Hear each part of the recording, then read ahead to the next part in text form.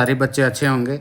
तो JEE mains का result आपका बहुत आ ही चुका है। आने के बाद में आपको भी पता है कि अब क्या होने वाला है। आज फाइनली वो दिन आ गया जब हमें क्या करना है, काउंसलिंग करनी है। आज 3 जुलाई है, तो सॉरी 3 जून है, और 3 जून को अपनी काउंसलिंग करनी है। और काउंसलिंग कराने के लिए सबसे पहला जो आपका मैंडेटरी क्या है कि जाके रजिस्ट्रेशन कर लो चुपचाप। जोसा की वेबसाइट पे लिंक जो है आपको यहाँ पे दे दिया गया है।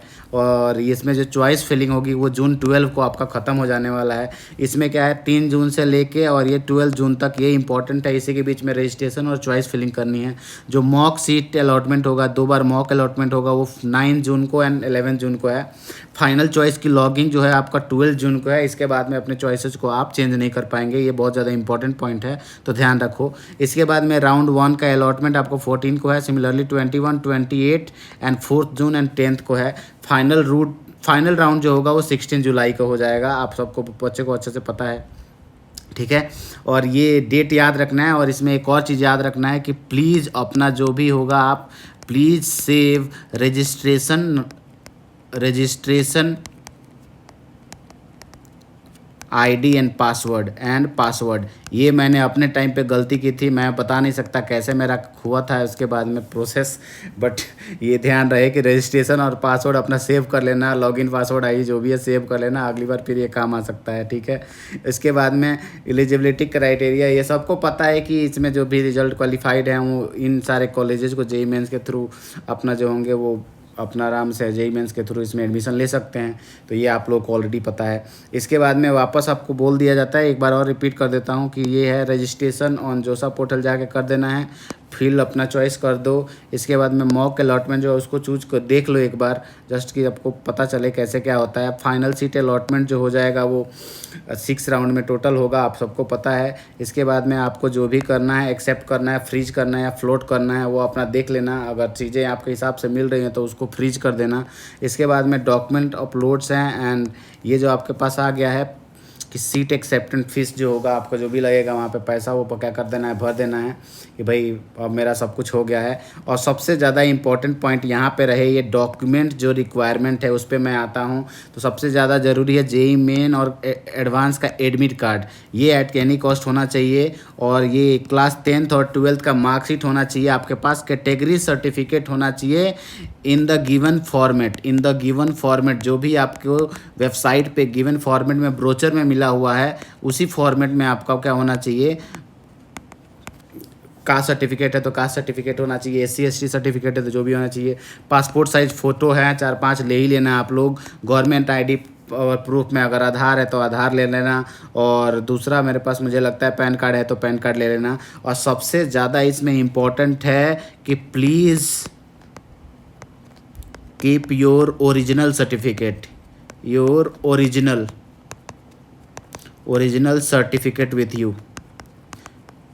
तो भाई ये बात याद रहे कि अपना ओरिजिनल सर्टिफिकेट लेके जाना है जब भी ये डॉक्यूमेंट वेरिफिकेशन के लिए आपसे किसी ने पूछा तो।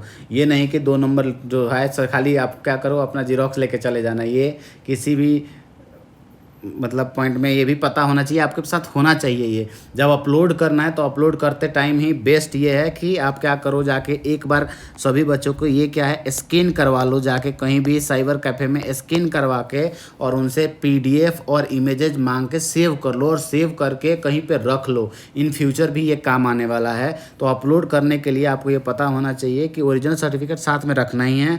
साथ में इसका क्या करना है, आपको स्कैन करवा के और क्या करो अपने पास स्कैन करवा के कहीं पेन ड्राइव में या कहीं पे ड्राइव में अच्छे जगह रह लो कि इन फ्यूचर जब ज़रूरत पड़ेगी तो बार बार इसको स्कैन की ज़रूरत नहीं पड़ेगी।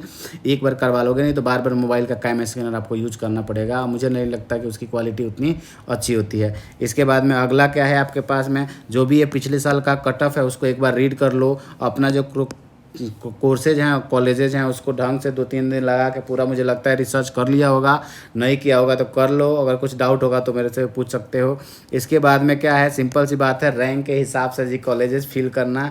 ऐसा नहीं करना है कि मान लो कि लास्ट ईयर में कोई 1500 रैंक पे कोई कॉलेज मिला है, आपने 14, आपका रैंक 14,000 है, आपने भर दिया उसको।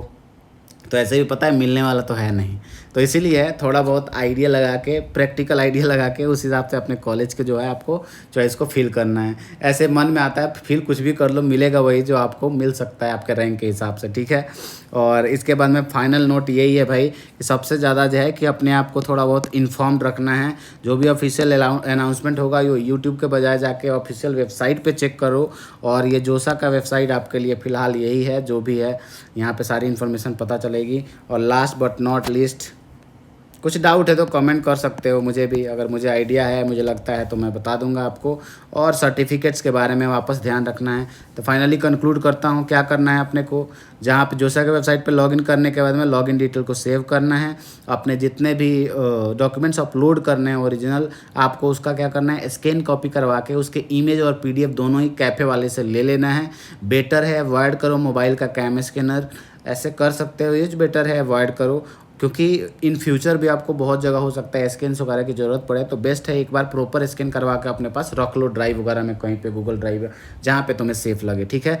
तो उम्मीद है सारे बच्चे का अपना ड्रीम कॉलेज मिले। और thank you very much, stay happy and stay informed, बस यही बोलूँगा। लाइफ आगे अगले साल आपके 4 साल बड़े मस्त जाने वाले हैं।